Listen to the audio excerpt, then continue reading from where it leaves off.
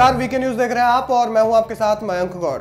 अपने व्यापारिक दायरे को लगातार बढ़ाने के लिए काम कर रहे भारत को एक बड़ी सफलता मिली है। अब भारत में न सिर्फ प्रोडक्शन में तेजी होगी बल्कि इसमें विकसित देश अरबों डॉलर इन्वेस्ट करेंगे, जिससे भारत में लाखों रोजगार भी सृजन होंगे। दरअसल भारत ने यूरोपियन फ्री ट्रेड एसोसिएशन यानी कि EFTA के साथ एक अहम करार किया है। 4 देशों के यूरोपीय समूह EFTA ने निवेश और गुड्स एंड सर्विसेज के दो तरफा ट्रेड को बढ़ावा देने के लिए रविवार को एक मुक्त ट्रेड समझौते यानी कि FTA पर सिग्नेचर किए।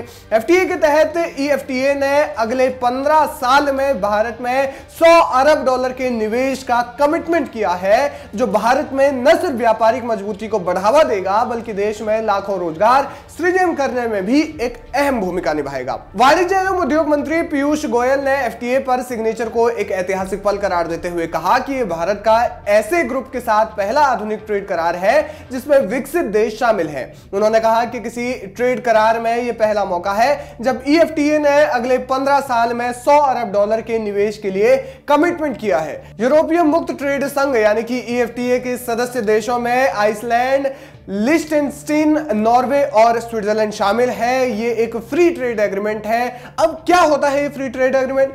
फ्री ट्रेड एग्रीमेंट के तहत 2 या 2 से ज्यादा देशों के बीच व्यापारिक नियमों को ढीला कर दिया जाता है। देश में आयात और निर्यात में होने वाली चीजों में कस्टम ड्यूटी को या तो कम कर दिया जाता है या फिर हटा दिया जाता है। साथ ही इंपोर्ट एक्सपोर्ट में कोई सख्ती नहीं बरती जाती। यही कारण है कि इस एग्रीमेंट के तहत EFTA देशों में भारत और औद्योगिक सामान की शुल्क रहित यानी कि ड्यूटी फ्री एंट्री सुनिश्चित की गई है। इसके एवज में भारत में फार्मास्यूटिकल्स, मेडिकल डिवाइसेस और प्रोसेस्ड फूड पर लगने वाले शुल्क से रियायत मिलेगी, यानी कि भारत में भी इन देशों के सामान पर शुल्क नहीं लगेगा। स्विट्जरलैंड में आर्थिक मामलों की सचिव हेलेना बुडलिगर आर्टेडा ने बताया कि इस समझौते को लेकर हुई बातचीत एक मैराथन थी। उन्होंने भारत को एक टफ नेगोशिएटर बताया है। उन्होंने कहा कि इससे भारत को तो फायदा मिलेगा ही मिलेगा, साथ ही EFTA में शामिल देशों को भी फायदा मिलेगा।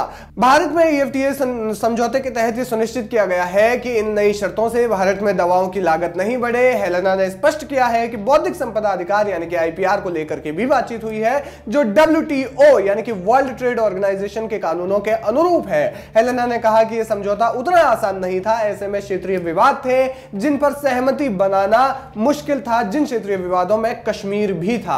हेलेना ने कहा कि स्विट्जरलैंड एक निष्पक्ष देश है। इस एग्रीमेंट के दायरे में सर्विस सेक्टर भी है, जहां पर भारत ने 105 सब सेक्टर खोले हैं और IT, बिजनेस सर्विसेज, एजुकेशन और हेल्थ केयर जैसे तमाम क्षेत्रों में सहयोग देने का वादा किया है। आपको बता दें कि EFTA देश यूरोपियन यूनियन का हिस्सा नहीं है। ये एक मुक्त ट्रेड को बढ़ावा देने और तेज करने के लिए एक अंतर सरकारी संगठन है। इसकी स्थापना उन देशों के लिए एक विकल्प के रूप में की गई थी जो यूरोपीय समुदाय में शामिल नहीं होना चाहते थे। भारत 27 देशों के समूह यूरोपीय संघ के साथ अलग से एक वृहद मुक्त ट्रेड करार करने के लिए बातचीत कर रहा है। EFTA कंट्रीज में भारत के सबसे बड़े व्यापारिक सहयोगी स्विट्जरलैंड और नॉर्वे है, यानी कि भारत के लिए यह एक ऐतिहासिक पल है जिसमें कि अगले 15 सालों में विकसित देश जो है वो 100 अरब डॉलर से ज्यादा का निवेश करेंगे, जिससे कि भारत में रोजगार सृजन करने में एक अहम भूमिका मिलेगी। नई कंपनीज खुलेंगी, जिससे कि भारत की GDP ग्रोथ में भी एक बेहतरीन